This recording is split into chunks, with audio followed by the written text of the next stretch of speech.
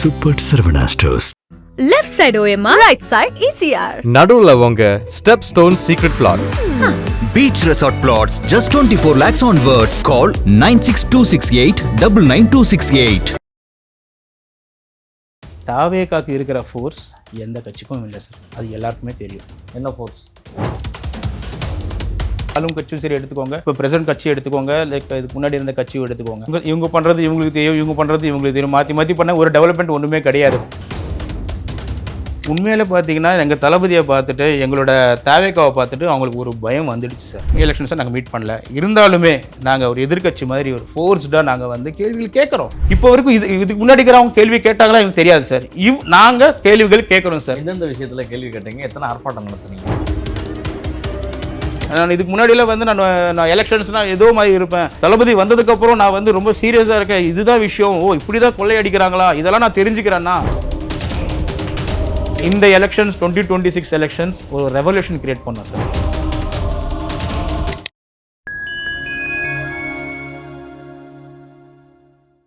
Fine time மீடியாவோட ஒரு special இன்டர்வியூவில் சிறப்பு அழைப்பாளராக தமிழக வெற்றி கழகத்தினுடைய நிர்வாகி பாஷா அவர்கள் இணைந்துள்ளார். சமாள விஷயங்கள் குறித்த பல்வேறு கேள்விகளை முன்வைக்கின்றோம். வாருங்கள் நிகழ்ச்சிகள் சொல்லலாம்.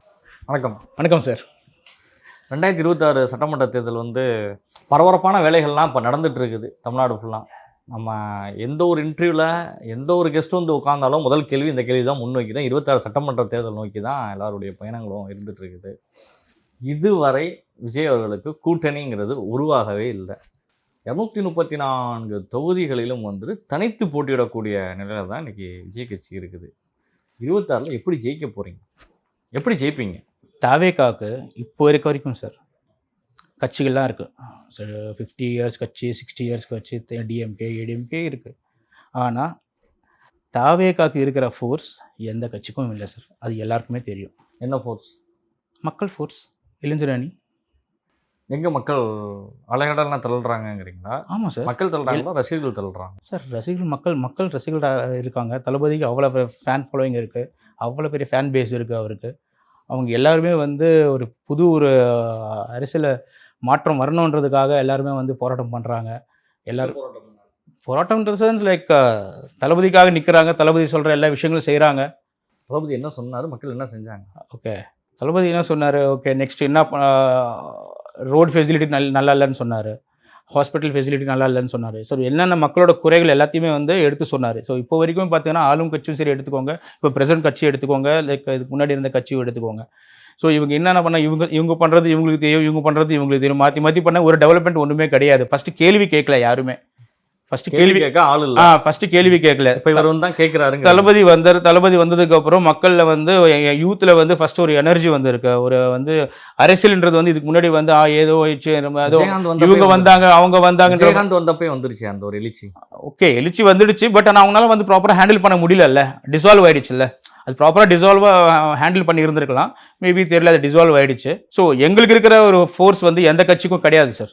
அது வந்து 100% ட்ரூ. பட் இவங்க விர்ச்சுவல் வாரியர்ஸ் ப்ளஸ் எடுத்துக்கோங்க, மற்றபடி எல்லா சப்போர்ட்டும் இருக்குது சார். இந்த ஃபோர்ஸ் ப்ராப்பராக ஆர்கனைஸ்டாக நாங்கள் எடுத்துகிட்டு போயிட்டு எங்கள் மக்களுக்கு தேவையானது எல்லாமே வந்து அவங்களோட குறைகள் எல்லாமே வந்து நாங்கள் வாங்கிக்கிட்டு அவங்களுக்கு தேவையான விஷயங்கள் எல்லாமே நாங்கள் பண்ணிவிட்டு கண்டிப்பாக இந்த வாட்டி 2026 எலெக்ஷன்ஸில் வந்து நான் கண்டிப்பாக வின் பண்ணுவோம் சார். கான்ஃபிடென்ட்டாக சொல்கிறேன். கூட்டணி இல்லாமலே ஜெயிப்போம் சார்.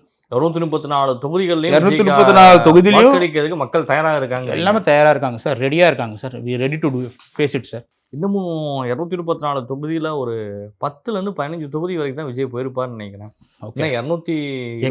எங்க போக விடுறாங்க உங்களுக்கே தெரியும் சார். 220 தொகுதி இருக்கு, உங்களுக்கே தெரியும் சார். ஜஸ்ட் ஒரு 5 மாவட்டம் ஸ்டார்ட் பண்ணோம் சார். ரீச் பண்ண போறாரு இல்ல சார், ஜஸ்ட் ஒரு 5 மாவட்டம் தான் சார் நாங்க ஸ்டார்ட் பண்ணோம். அதுக்குள்ளே நீங்களே பார்த்துருப்பீங்க, ஸ்டாம்பேடு போட்டு எங்களை வந்து நசுக்கிட்டாங்க. ஒரு நல்ல விஷயம் பண்றதுக்காக நாங்க வரோம் சார். அவர் ஒரு பெரிய ஒரு கரியரை விட்டுட்டு, உச்சக்கட்ட கரியரை விட்டுட்டு மக்களுக்காக பண்ணன்றதுக்காக அவர் வராரு. ஆனா இவங்க எல்லா சைடையும் போட்டு ஃபோர்ஸ் பண்ணி பண்ண விடாம, அவரை வந்து கூட்டம் ஒரு மீட்டிங் போட விடாம எதுக்கு சார் ஸ்டாப் பண்றீங்க? ஸோ எல்லாருக்குமே உரிமை இருக்குல்ல sir. So everyone has the rights.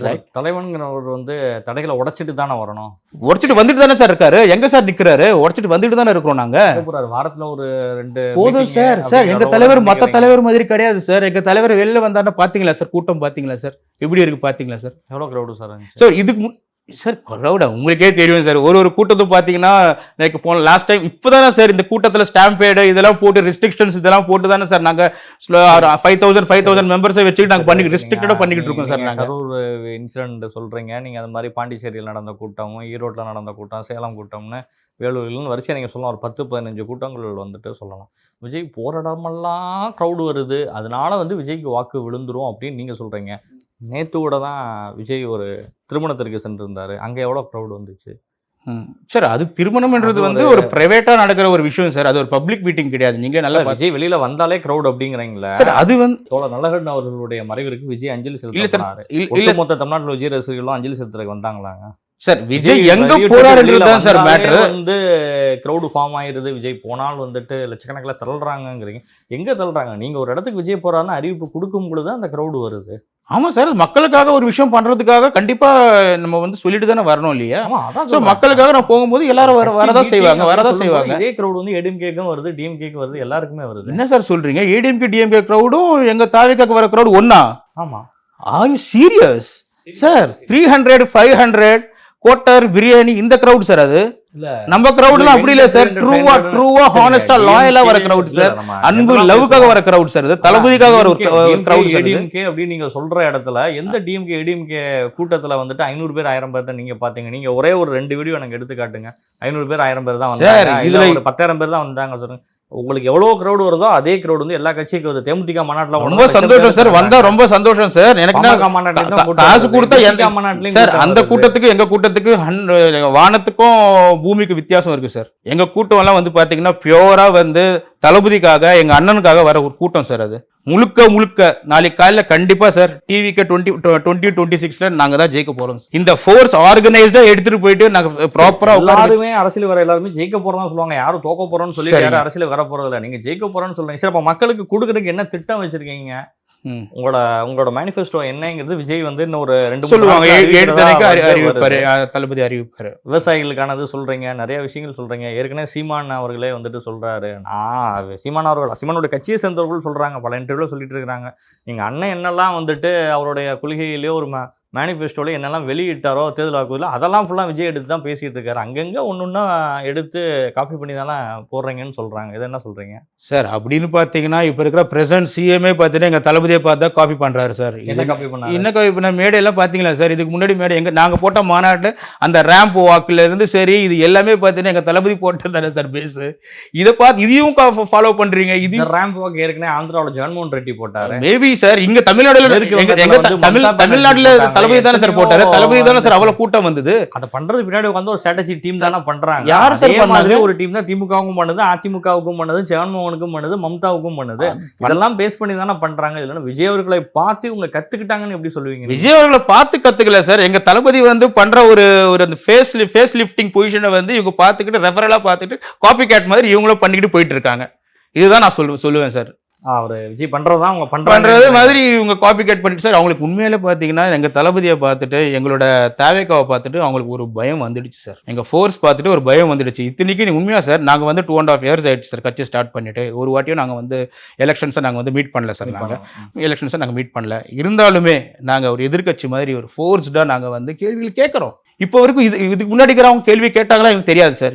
நாங்க கேள்விகள் கேட்கிறோம் சார். எந்தெந்த விஷயத்துல கேள்வி கேட்டீங்க? எத்தனை ஆர்ப்பாட்டம் நடத்துனீங்க சார்? எல்லா விஷயத்துல தான் கேள்வி கேட்கிறோம் சார். எங்க பெண்களுக்கு பாதுகாப்பு இல்ல அந்த விஷயத்துல பாத்தீங்கன்னா அண்ணா யூனிவர்சிட்டியில என்ன நடந்தது உங்களுக்கே தெரியும், எல்லாருக்குமே தமிழ்நாடு எல்லாருக்குமே தெரியும். எத்தனை போராட்டம் பண்ணீங்க? போராட்டம் பண்ணிட்டு தானே சார் வயதாக மட்டும் தானே விஜய் அவர்கள் வெளியிட்டு இருக்காரு. எத்தனை போராட்டங்கள் பண்ணீங்க? பரந்தூர் விமான நிலைய பிரச்சனைக்கு ஒரு ஃபர்ஸ்ட் பர்மிஷன் கொடுக்குறாங்களா சார்? எங்களுக்கு போராட்டம் பண்ண விடுங்க எங்களுக்கு பர்மிஷன் கொடுக்குறாங்களா சார்? எதுக்கு சார் பர்மிஷன் ஸ்டாப் பண்றீங்க? ஆட்சியிலனாலுமே போராட்டத்துக்கு வந்துட்டு கொஞ்சம் இது கொடுப்பாங்க, கொஞ்சம் இது கொடுக்க போறதுக்கு. ஆமா, இதெல்லாம் நடக்குது. எங்களுக்கு அப்படி இல்ல சார். எங்களுக்கு ஃபுல்லாவே ஸ்டாப் பண்ணிடுறாங்க சார். ஒரு நல்ல விஷயத்துக்கும் பர்மிஷன் கொடுக்க மாட்டாங்க, ஒரு கெட்ட விஷயத்துக்கும் பர்மிஷன் கொடுக்க மாட்டாங்க. What is this sir? முயற்சியே எடுக்காமே வந்துட்டு எங்களுக்கு அந்த போராட்டத்துக்கு வாய்ப்பு இது பண்ணலாம், மறுக்கப்பட்டது, இங்க மறுக்கப்பட்டதுன்னா நீங்க எத்தனை போராட்டம் முன்னெடுத்து வந்திருக்கீங்கிறத முதல்ல சொல்லுங்க. நீங்க எங்க போய் பெர்மிஷன் கேட்டு எத்தனை போராட்டத்துக்கு எத்தனை மாவட்டங்கள் எழுதி கொடுத்தேன்னு சொல்லுங்க. பண்ண வேண்டிய விஷயங்கள் நாங்கள் பண்ணிட்டு தான் சார் போயிட்டு இருக்கோம்.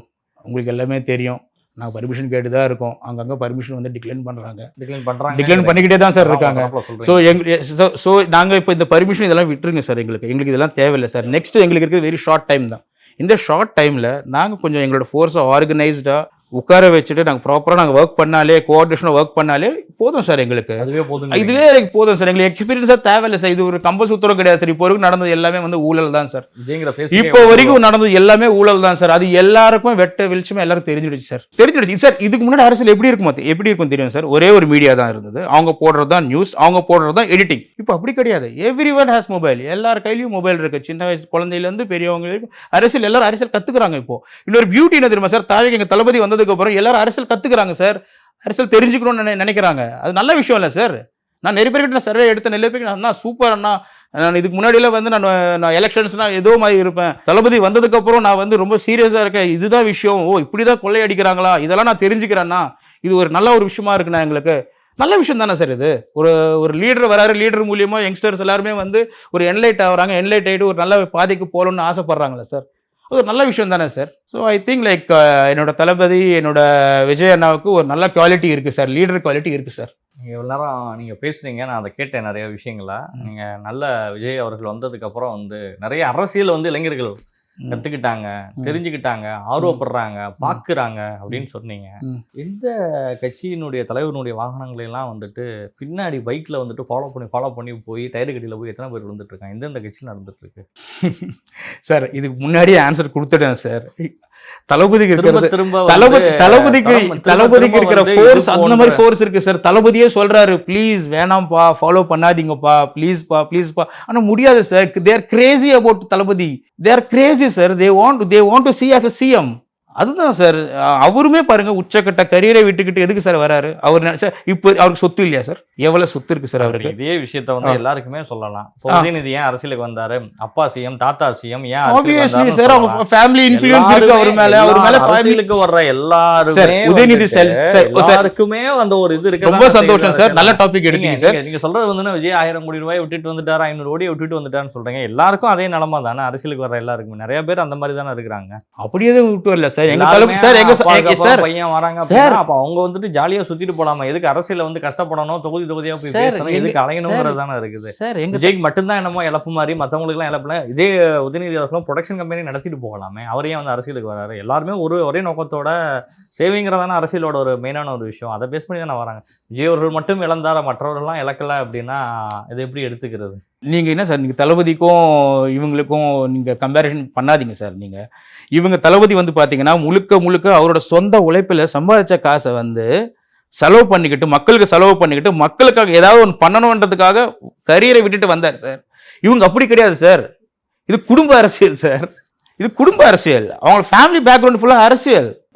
அவங்களுக்கு இவங்களுக்கு no comparison sir. Please don't compare. இதை தாண்டி நீங்க என்ன சொல்ல முடியும்? நீங்க இது ஒண்ணு மட்டும் தான் எல்லாராலையும் சொல்ல முடியும். குடும்ப அரசியல்னு தான் சொல்ல முடியும்.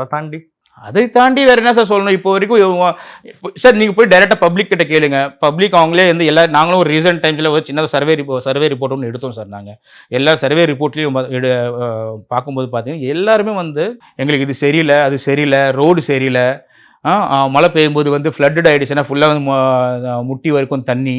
ஸோ இந்த ப்ராப்ளம்ஸ் எல்லாமே சொல்லிக்கிட்டே தான் இருக்காங்க. அப்போ நம்ம எப்போ சார் நம்ம டெவலப்மெண்ட் ஆகிறோம்? நம்ம ஸ்டேட் எப்போ சார் டெவலப் ஆகுது? நம்ம ஸ்டேட் எவ்வளோ பெஸ்ட் ஸ்டேட் சார் நம்மளது. 3வது இடத்துல நம்ம வந்து ஃபுல்லாகவே வந்து நம்ம ஜிஎஸ்டி எல்லாம் கரெக்டாக நம்ம பே பண்ணிக்கிட்டு நம்ம சூப்பராக வந்து பண்ணிக்கிட்டு இருக்கோம் இல்லையா? திராவிட ஆட்சியில் தான் பெஸ்ட்டுன்னு சொல்லிட்டீங்க. நீங்களே பெஸ்ட்டுன்னு சொல்லிட்டீங்க. இல்லை சார், நம்ம ஸ்டேட் இப்போ வரைக்கும் பார்த்தீங்கன்னா நம்ம தமிழ்நாடு ஸ்டேட் சொல்ல வரேன் சார். நான் நம்ம தமிழ்நாடு ஸ்டேட்டில் பார்த்தீங்கன்னா எந்த ஒரு இந்த மத கலவை இல்லாமல் எப்பயுமே வந்து வந்தாரே வாழ வைக்கும் சென்னை நல்ல மாநிலமா தானே அது இருக்கு. சூப்பரான மாநிலம் தான் சார். ஆனா ஏன் இப்படியே இருக்கு? நல்லா டெவலப் பண்ண வேண்டியது தானே. நான் சொல்லிட்டு இருக்கேன்ல, பிரிட்ஜ் மழை பெஞ்சா ஏன் ஃப்ளட் ஆனா ஏன் தண்ணி இருக்கு? நான் என்ன சொல்றேன்னா சார், சூப்பரான மாநிலம், சூப்பரான சிட்டி, பெஸ்ட் சிட்டி தான் சொல்றேன். ஏன் டெவலப் பண்ண மாட்டேறீங்க? டெவலப் பண்ண வேண்டியது தானே சார். என்ன டெவலப் ஆகலைன்னு சொல்றீங்க? ஏதாவது ஒரு விஷயம் டெவலப் ஆகல. எங்க சார் டெவலப் ஆயிடுச்சு? மழை பெஞ்சா ஃப்ளட் ஆனா முட்டி வரைக்கும் தண்ணி நிக்குது. நாங்க எல்லாருமே போயிட்டு நாங்க பவர்லயும் கிடையாது, ஒண்ணுமே கிடையாது. நாங்க ஃப்ளட் ரிலீஃப் பண்ணி நாங்க கொடுத்துட்டு வந்துகிட்டு இருக்கோம். இப்போ வரைக்குமே தண்ணி தேங்குறது தானே. சார் அப்ப எதுக்கு சார், அப்ப எதுக்கு கவர்மெண்ட் ப்ராஜெக்ட் சொல்லிட்டு வீடுகள்லாம் அப்புறம் எதுக்கு நாங்க இந்த ப்ராஜெக்ட் போடுறோம்? 1000 கோடி 2000 கோடி எதுக்கு சார் போடுறீங்க? 1000 crores 2000 crores பப்ளிக் மணி தானே. பப்ளிக் மணி யூஸ் பண்றீங்க, ப்ராப்பரா யூஸ் பண்ணுங்க. தண்ணி தான் வடிஞ்சு. அப்ப அந்த காசுல வேஸ்ட் தண்ணியில போட்ட மாதிரி தானா? தண்ணி எல்லாம் வடிஞ்சிருதுல. வீடுகள்லாம் கட்டிருக்கீங்க, எல்லா பக்கமும் வந்து இடம் இருக்கும், எல்லாமே பிரச்சனை இருக்குது. அன்னையில இருந்து இன்னைக்கு வரைக்கும் அதே தான். விஜய் அதை பத்தி என்னைக்கு சொல்லியிருக்காரு? அப்ப யாரும் சிட்டிக்குள்ள வீடு கட்டக்கூடாதுன்னு சொல்றாரா? இல்ல அந்த இடங்கள்ல பில்டிங் கன்ஸ்ட்ரக்ஷன் வரக்கூடாதுன்னு சொல்றாரா? ஒட்டுமொத்த சென்னை அப்படின்னு சொல்லி பார்த்தாலும் பாதி ஊரே ஏரிக்குள்ளே தான் இருக்குது. ம். ஏரியும் நீர்நிலைகளையும் அழிச்சு தான் எல்லாமே கட்டப்பட்டிருக்கு. இது யார் கவர்மெண்ட்ல நடந்தது சார்? நாங்க இப்பதான் சார் வரோம். நாங்க இது நீங்க யார கேள்வி கேட்கணும் சார்? நீங்க யார கேளுங்க? பிரசன்ட் கவர்மெண்ட்டை கேளுங்க. இதுக்கு முன்னாடி அவங்கள கேளுங்க சார். 40 வருஷம் 50 வருஷம் ஆட்சி அமைச்சாங்கல்ல சார், அவங்கள கேளுங்க சார். நாங்க பவர்ல வந்தா நாங்க கட்டுற வீடும் அதுக்குள்ளதான் இருக்கும். எப்படி இருக்கும் சார்? கட்டுற வீடும் வந்து அதுதான் இருக்கும். விஜய் அவர்கள் கட்டினாலும் அதே தான். இப்ப தண்ணி நின்று இந்த ஃப்ளட்டு முன்னாடி இருந்த சூழ்நிலைக்கும் இப்போ வந்து தண்ணி எந்த அளவுக்கு தேங்குதுன்னு நினைக்கிறீங்க? எங்க போய் நீங்க ரிலீஃப் ஃபண்ட் கொடுத்துட்டு இருக்கிறீங்க? எங்கெல்லாம் நடந்துட்டு இருக்குது? எங்க பெருசா பாதிக்கப்பட்டு பெரிய அளவுல இப்போ பிரச்சனை இப்போ ரீசெண்ட் இயர்ஸ்குள்ள வந்திருக்கு? எல்லாமே நீங்க சொல்லுங்க. சரி, எல்லாமே அடியோடு குறைய தொடங்கிடுச்சு. எவ்வளவு நீர் தேங்குதோ அந்த அளவுக்கு அந்த வந்து நீர் வெளியேற்றதுக்கான முன்னெச்சரிக்கை நடவடிக்கையும் சரி, பின்னாடி நடக்கக்கூடிய விஷயங்களுக்கும் நடவடிக்கை எடுக்கிறாங்களா இல்லையா? ஒரு நடவடிக்கை எடுக்கல சார். இவங்க ஒரு மக்கள் சொல்லட்டும். மக்களோட பிரச்சனை தான் சார் நான் சொல்லிக்கிட்டு இருக்கேன். I am the witness sir. நான் பார்த்துக்கிட்டு இருக்கேன் சார். நான் பார்த்துட்டு ஐ எம் த விட்னஸ் நான் சொல்லிக்கிட்டு இருக்கேன். எத்தனை நலத்திட்டங்கள் மகளிர் உரிமை தொகையில தொடங்கி பள்ளி செல்லும் மாணவர்கள் இருந்து லேப்டாப்ல இருந்து எத்தனை திட்டங்கள் வந்து நிறைவேற்றிட்டு. ஆமா சார், சூப்பர் சார். கரெக்டா சொன்னீங்க சார். லேப்டாப் சொல்லும் போது கரெக்டான விஷயத்த சொன்னீங்க சார். சார் லேப்டாப் கொடுத்தீங்க சார். பிரசன்ட் கவர்மெண்ட் கொடுத்தாங்க. சூப்பர். எதுக்கு சார் இப்போ கொடுத்தீங்க? 4 இயர்ஸா என்ன பண்ணிட்டு இருந்தீங்க? 4 இயர்ஸா அதே மாணவர்களா இருக்காங்க இல்லையா சார்? அவங்களும் கொடுக்கலாம் இல்லையா? இந்த 4 இயர்ஸ் அவங்க படிச்சிருப்பாங்க இல்லையா?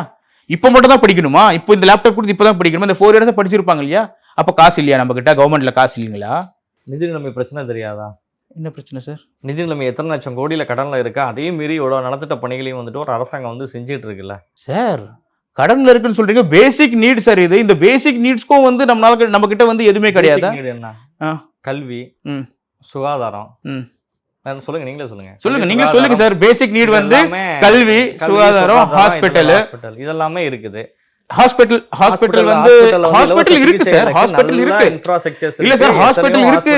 ஹாஸ்பிட்டல் சார் வார்ட்ஸ் கூட்டிட்டாங்க. நிறைய ஹாஸ்பிட்டல்ஸ் பெருகிருச்சு. நிறைய சுகாதார நிலையங்கள் வந்துட்டு பெருகிருச்சு. எல்லாமே இருக்குது. மாணவர்கள் அதிகமா படிச்சு வெளியில வர வந்து தொடங்கிட்டாங்க. கல்வியோட ரேட்டிங் நல்லா தான் இருந்துட்டு இருக்குது.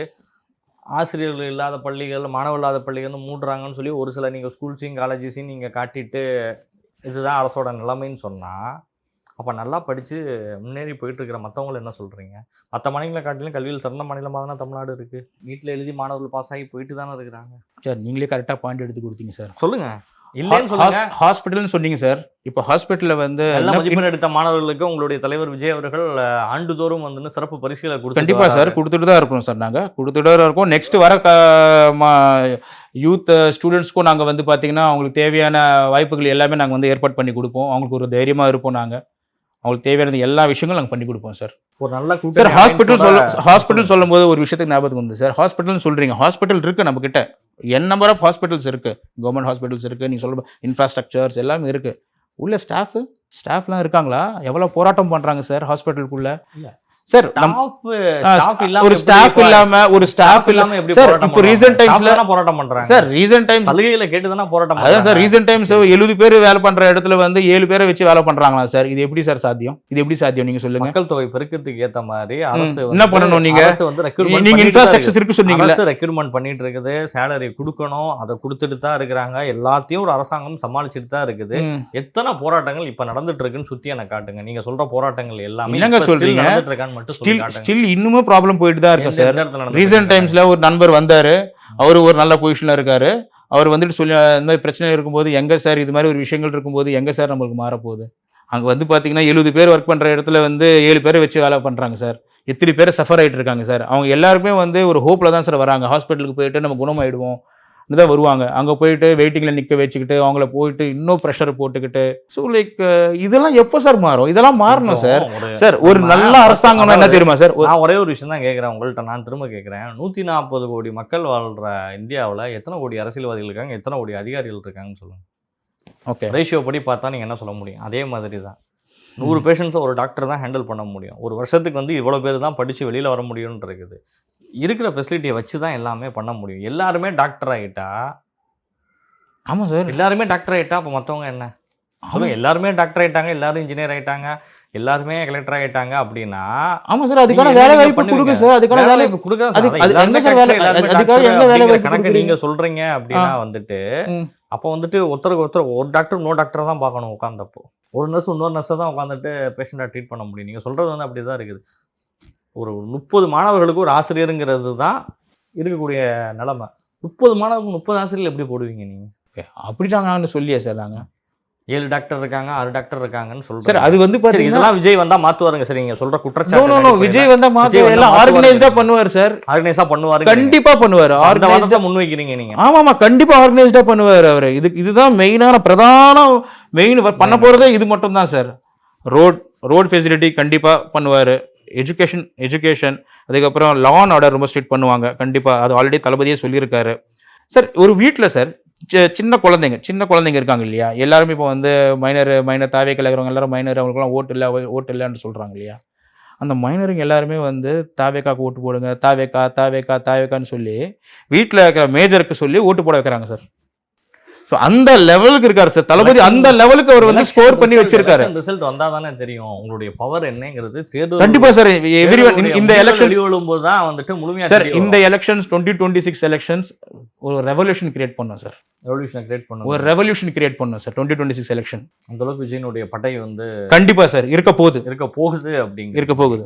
ஒரு பலமான கூட்டணியோட திமுக எதிர்கொள்ளுது. இன்னொன்று இந்தியா அலைன்ஸ். ஒருவேளை இந்தியா அலைன்ஸ்குள்ள விஜய் அவர்கள் போயிருந்தால் கூட விஜயால் வந்து ஒரு குறிப்பிடத்தகுந்த வெற்றியை பெற்றிருக்க முடியும். ஆந்திராவில் நடந்த மாதிரி Chandrababu Naidu CM, Pawan Kalyan deputy CM மாதிரி எடப்பாடி அவர்கள் சிஎம், டெப்டி சிஎம் கூட ஆயிருக்கலாம் அப்படிங்கிற ஒரு வாதங்கள்லாம் தொடர்ந்து வந்து நிறைய பேர் வந்து பேசியிருக்காங்க அந்த மாதிரி ஒரு விஷயங்கள்லாம். ஆனால் விஜய் அவர்கள் வந்து கூட்டணிக்குள்ளே போகலாம். ஆனால் காங்கிரஸ் வரும்னு எதிர்பார்த்தோம் சார் கண்டிப்பாக. ஆனால் வந்து நடக்கலை. No problem. ஸோ அதுக்காக ஒரு பெரிய எங்களுக்கு வந்து அப்படி எதுவும் நாங்கள் முன்னாடியே இருந்தே வந்து நாங்கள் தனியாக வந்து நிற்கிறதுக்கு நாங்கள் ஃபுல் ப்ரிப்பேர்டாக தான் இருந்தோம். நாங்கள் யாராவது வந்தாங்கன்னா கண்டிப்பாக நாங்கள் வந்து வெல்கம் பண்ணிக்கிட்டு வருவாங்க. யாருமே வரல. No problem sir. வரலன்னா என்ன இருக்குது, எங்களுக்கு எந்த ஒரு கஷ்டமும் இல்லை, எங்களுக்கு எந்த நஷ்டமும் கிடையாது. எங்களோட goal is there. We are going to achieve that goal. We are very confident that sir. Vijay வந்து என்ன சொல்றாரு மக்களுக்கு, நான் வந்துட்டு என்ன கொள்கையில முன்வைக்கிறாரு, என்ன சொல்லி வந்து விஜய் மக்களை வந்து கன்வின்ஸ் பண்ண பார்ப்பார் நீங்க நினைக்கிறீங்க? அடிப்படை தான் சார். பேசிக்கான நீட்ஸ், ஊழலை ஒழிப்பு, பப்ளிக்கா நிலத்தடி காப்பேன், நீர் காப்பேன் அப்படிங்கிற விஷயத்தை விஜய் வந்து வலியுறுத்துவாருங்கிறீங்க? கண்டிப்பா சார். இப்போ பேசிட்டு இருக்கிற விஷயங்கள்லாம் அதை பேஸ் பண்ணி தான் பேசிட்டு இருக்கிறார் விஜய் அவர்கள். எல்லா இடங்களையுமே அதான் பேசுறாரு. ஆமா சார். இதை முன்வைத்து மக்கள் வாக்களிச்சிருவாங்கிறீங்களா? கண்டிப்பா சார். இதை பேஸ் பண்ணி தானே சார் இதுக்கு முன்னாடி இருக்கிறவங்களாம் வந்து வின் பண்ணி, இவங்களை பேஸ் பண்ணி தானே சார் அவங்களாம் வின் பண்ணாங்க. ஸோ அவங்க வந்து இவங்களுக்கு எதுவுமே அவங்க பண்ணவே இல்லை. ஸோ ஆப்வியஸ்லி வந்து அவங்க ஓட்டு போட மாட்டாங்க. ஸோ தளபதி வந்து அது ப்ராப்பராக வந்து எல்லாமே வந்து செஞ்சு கரெக்டாக அமைச்சு கொடுப்பாரு. சிறுபான்மையுடைய வாக்குகளை விஜய் பிரிப்பார் அப்படின்னு சொல்ல போகிறத எப்படி பார்க்குறீங்க? திமுகவினுடைய சிறுபான்மை வாக்கு வங்கியை வந்து விஜய் 100% பிரிப்பார் சார் இந்த வாட்டி. அதுதான் நான் சொல்லணும் சார். ரெவல்யூஷன் பிரிப்பார் நினைக்கிறீங்க சார்? இப்போ வரைக்குமே வந்து பார்த்தீங்கன்னா இவங்க வந்து எதுவுமே பண்ணவே இல்லை சார். இஸ்லாமியர்களுக்காக வந்து எதுவுமே பண்ணவே இல்லை சார். சிறுபான்மைகள் வந்து இவங்க வந்து கூட்டணி வச்சுப்பாங்க, வின் பண்ணுவாங்க. என்ன பண்ணியிருக்காங்க சார்? என்ன பண்ணாங்க சார்? ரம்ஜான் மந்த் வரும் சார், நோம்பு கஞ்சி கொடுப்பாங்க, எல்லா பள்ளிவாசலில் வந்து அரிசி கொடுப்பாங்க. அதுக்கு வந்து கண்டிப்பாக ஃபோட்டோ வச்சுக்கிட்டு இது மாதிரி கொடுத்தோன்றது வந்து பதிவும் போட்டுருவாங்க, பேப்பர்லேயும் போடுவாங்க, எல்லாருக்கும் தெரிகிற மாதிரி, தமிழ்நாட்டுக்கு தெரிகிற மாதிரி பண்ணுவோம். இதுதானே சார்? இதுக்காக தானே சார் கூட்டணி இவங்க வந்து சிறுபான்மைக்கு இதுதான் பண்ணதா? இவங்க இஸ்லாமியர் இடஒதுக்கீடு கொடுத்து திமுக தானே. ஓகே. இந்தியாவில் எந்த மாநிலங்களில் வந்துட்டு எத்தனை இடங்கள் நிறைவேற்றப்பட்டிருக்கு? ஒரு சில மாநிலங்களில் தான் இருக்குது. ஆல் ஓவர் இந்தியா இஸ்லாமியர்களுக்கு இடஒதுக்கீடு கிடையாது. இஸ்லாமியர்களுக்கான இடஒதுக்கீடை வந்துட்டு பிசிஎம் அந்த இடத்துல கொடுத்தது யார்? இதே கலைஞனுடைய அரசாங்கம், இதே திமுகனுடைய அரசாங்கம் தானே. ஓகே. இஸ்லாமியருக்கு அவர் என்ன பண்ணலைன்னு சொல்லி நீங்கள் ஒரு பட்டியல் போடுங்க சார். ஓகே. இவங்க சொல்கிற மாதிரி பார்த்தீங்கன்னா இஸ்லாமிக் இவங்க பண்ணது பார்த்தீங்கன்னா பேசிக்ஸ் திங்ஸ் வந்து இந்த ஹஜ் கமிட்டிக்கு வந்து இவங்க ஹெல்ப் பண்ணுறது, இதுதான் வந்து கரெக்டான விஷயம்னு நீங்கள் நினைக்கிறீங்களா சார்? வேறு என்ன வேறு ஏதாவது இவங்க பண்ணணும்னு நினச்சா நிறைய விஷயங்கள் பண்ணலாம் சார். இப்போது வக்ஃப் போர்டில் வந்து இவங்க இப்போ இருக்குது, நிறைய விஷயங்கள் இருக்குது. அந்த ப்ராப்ளமை வந்து இந்த 4.5 இயர்ஸில் ஏதாவது ஒன்று பண்ணி கிளியர் பண்ணாங்களா? ஏதாவது கிளியர் பண்ணி எடுத்தாங்களா? எதுவும் பண்ணவே இல்லை. ஆனால் ஹிந்து டெம்பிள் அதை வந்து எடுத்தாங்க இல்லையா, அதெல்லாம் வந்து கவர்மெண்ட்டில் வந்து போயிட்டு ரன் பண்ணி அது தேவையான ரெக்வயர்லாம் பண்ணிக்கிட்டாங்க, எல்லாமே பண்ணாங்க இல்லையா? நிலம் மீட்பா சொல்கிறீங்களா? Yes, exactly. அது மாதிரி வக்ஃப் போர்டில் பண்ணலைங்கிறீங்க? பண்ணல. விஜய் வந்தால் பண்ணுவாருங்கிறீங்க? கண்டிப்பாக பண்ணுவார். சாதி மதம் பார்க்காமல் விஜய் எல்லாரையும் ஒரு கண்டிப்பாக எல்லாருக்குமே பண்ணுவார். அப்படி கண்டிப்பாக பண்ணுவார். ஆனால் திமுக கிட்ட தானே இன்னைக்கு வரைக்கும் இஸ்லாமியருடைய வாக்கு வங்கி இருக்குது. ரொம்ப ஸ்ட்ராங்காகவே இஸ்லாமியருடைய வாக்கு வங்கி. இதுதான் சார் ஃபர்ஸ்ட் எலெக்ஷன்ஸ் நாங்கள் போகிறது. இது உடையுங்கிறீங்க? கண்டிப்பாக உடையும் சார். இதுதான் ஃபர்ஸ்ட் எலெக்ஷன் சார் நாங்கள் போகிறோம். கண்டிப்பாக உடையும் சார். ஏன்னா மக்களுக்கு தெரியும். அஃப்கோர்ஸ் மக்களுக்கு தெரியும் எல்லாமே வாட்ஸ் ஹேப்பனிங். இந்த வாட்டி கண்டிப்பாக ஒரு ரெவல்யூஷன் இருக்குது சார். சேஞ்ச் கண்டிப்பாக இருக்குது சார். பார்க்கலாம். கண்டிப்பாக இருக்குது அப்படிங்கிற நல்ல சேஞ்சஸ் இருக்குது சார். நீங்கள் பார்க்கலாம். 234 தொகுதிகளில் எத்தனை தொகுதி விஜய் ஜெயிப்பார் நினைக்கிறீங்க தமிழக வெற்றிக்கலாம்? ஏன்னா ஒருத்தர் ஒரு பெர்சன்டேஜ் சொல்கிறீங்க, 15, 18, 27 அப்படிங்கிற அளவுக்கு வந்தாச்சு. சார் நாங்கள் ஒரு நல்ல இந்த பர்சன்டேஜ் அந்த பர்சன்டேஜ் சொல்ல மாட்டோம் சார். நல்ல பர்சன்டேஜோட நாங்கள் இருப்போம் சார். லாஸ்ட்டுக்கு நாங்கள் சொல்கிறது தான் டிசைட் அத்தாரிட்டியாக இருக்கும். நாங்கள் சொல்லி நாங்கள் தான் வந்து கவர்மெண்ட் ஃபார்ம் பண்ணுற மாதிரி இருக்கும் சார். இதுதான் நடக்க போகுது மாதிரி இருப்பீங்க. இதுதான் நடக்க போகுது. வேட்பாளர் தேர்வுலாம் எப்படி போயிட்டு இருக்கு? சூப்பராக போயிட்டு இருக்கு சார். எல்லாரும் ரொம்ப சூப்பராக போயிட்டு இருக்கு. எல்லாருமே நிர்வாகிகள் எல்லாருமே ரொம்ப 24/7 ஒர்க் பண்ணிட்டு இருக்காங்க.